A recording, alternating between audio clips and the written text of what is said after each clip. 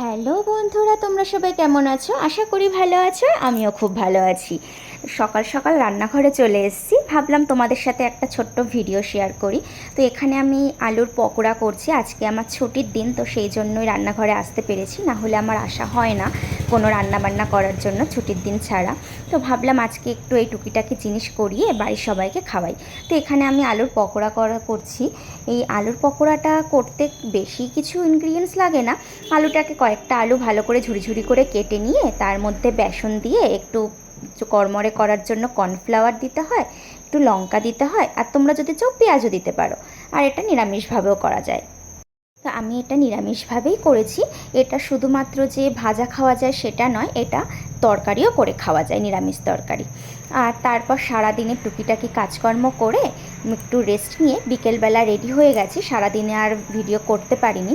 তো আজকে যাব একটু বাইরে ঘুরতে, অনেক দিন বেরোনো হয় না। সেজন্য ওকে বললাম যে চলো একটু ঘুরে আসি। সেজন্য একটু মেলায় যাচ্ছি, আমাদের কাছাকাছি একটা মেলা হচ্ছে, সেই মেলাতে যাচ্ছি। তো দেখতেই পাচ্ছ যে ব্যাগ নিতে ভুলে যাচ্ছিলাম, তো ব্যাগটা নিয়ে নিয়েছি। তো চলো যাওয়া যাক। আমি বাইরে চলে এসেছি, এসে অটোতেও উঠে গেছি। এখন যাচ্ছি আমার হাজব্যান্ডের কাছে। আমার হাজব্যান্ড রয়েছে স্টেশনের কাছাকাছি, ওখানে যে মানে যেখানে ও কাজ করে। তো সেই জায়গায় প্রথমে যাব, সেখান থেকে তারপর আমি আর আমার হাজব্যান্ড মেলাতে যাব। তো আমার হাজব্যান্ডের কাজের জায়গায় চলে এসেছি। এটা হলো তপোবন চক্ষু নার্সিংহোম, এটা মচরন্দপুরে। এখানে ওর ডিউটিও শেষ হয়ে গেছে, আমি আসতে অনেকটাই লেট করে ফেলেছি। আরও একটু তাড়াতাড়ি আসতে হতো। ও এখানে আমার জন্য অনেকক্ষণ ধরে ওয়েট করছে। তো কী আর করা যাবে, মেয়েরা তো একটু লেটই করে। তো যাই হোক, চলো যাওয়া যাক। স্টেশনে চলে এসেছি এবার এখান থেকে ট্রেন ধরবো। এটা হলো মচলন্দপুর স্টেশন। এখান থেকে ট্রেন ধরে ঠাকুরনগর যাব। এটা হলো ঠাকুরনগর বারুনির মেলা। তো অনেক দিন ধরেই হয়েছে, কিন্তু আমাদের সেরকমভাবে সময় হয়ে উঠছিল না, সেই জন্য যাওয়া হয়নি। তো এই ট্রেনে উঠে গেছি, এখন যাচ্ছি ট্রেনে করে। তো চলো সাথে থাকো, দেখতে থাকো, আশা করি ভিডিওটা ভালো লাগবে। তো চলো যাওয়া যাক। আমরা ট্রেন থেকে এখন নেমে গেছি। এখন এখানে একটু ওয়েট করব, আমার মা আর বোন আসবে, ওদের দুজনকেও নিয়ে যাব। কোনো মেলায় টুকিটাকি এদিক ওদিক যাওয়ার হলে ওদেরকে নিয়েই যাই, বেশ ভালো লাগে। তো সেই জন্য এখানে আমি আর আমার হাজব্যান্ড ওয়েট করছি আমার মা আর বোনের জন্য। তোকে একটু তাকাতে বলেছি, এমনি একটু তাই তাকিয়ে দিল, কোনো কিচ্ছু বলার নেই। তো অনেকক্ষণ ধরেই ওয়েট করছি, আবার গরমও লাগছিল খুব, অনেকটাই গরম পড়ে গেছে। কী আর করা যাবে, ওয়েট করি। এই তো ট্রেন ঢুকে গেছে, যাক ভালোই হলো, আর বেশিক্ষণ ওয়েট করতে হবে না, কি মজা। তো এই ট্রেন থেকে আমার মা আর বোন নামবে। এই হলো আমার মা, আর এই হলো আমার বোন। ব্যাস, জামাইবাবুকে পেয়ে গেছে, আর কি লাগে ওর। মানে আমি আর মা এখন হলাম সাইডে। মানে আমার হাজবেন্ডকে পেলে ওর আর কোনো কিছু দরকার হয় না।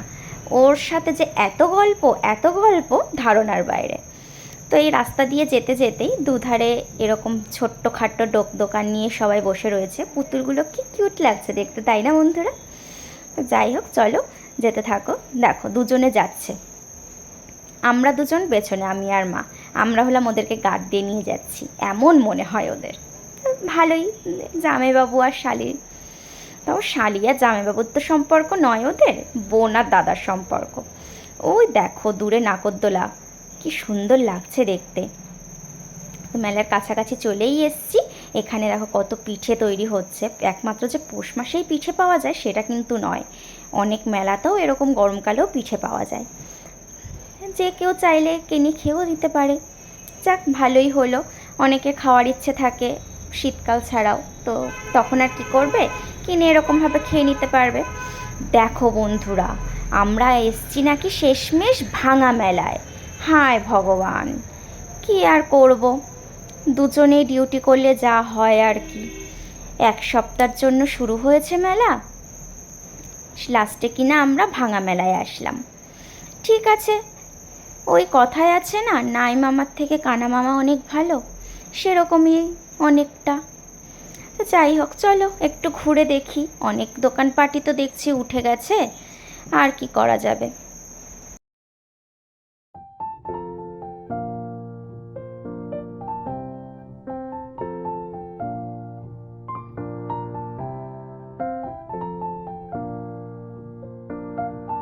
প্রতিবারই এরকম মেলাতে আসবে আর কোনো না কোনো রাইডে দুজন মিলে চড়বে। এখন আমি বাদ হয়ে গেছি, আর কি করা যাবে। আমার বোনের ইচ্ছে এই বড় নাগরদোলাটাতে উঠবে। তো বললাম ঠিক আছে যাও গিয়ে ওঠো, এইটুকু মানুষ তার কত সাহস। ওই পাশে যে উঁচু নিচু হচ্ছে রাইডটা, ওটাতেও ও উঠেছে, এত সাহস। ওটাতে তো আমি উঠতে ভয় পাই। ঠিক আছে, শালি চেয়েছে আর ওর জামাইবাবু ওঠাবে না, যা বলবে তাই করবে। বললো তো একদম সঙ্গে সঙ্গে চলো চড়ি। নাগরদোলা নামেই, কিন্তু নাগরদোলাতে আর আমাকে নিয়ে উঠলো না, উঠলো শালিকে নিয়ে। কিছু আর করার নেই। ঠিক আছে যাও এনজয় করে আসো দুজনে মিলে, বোন দাদা মিলে। ব্যাস ভালো মতো চড়ে আসলো, একটুও ভয় পেল না ও।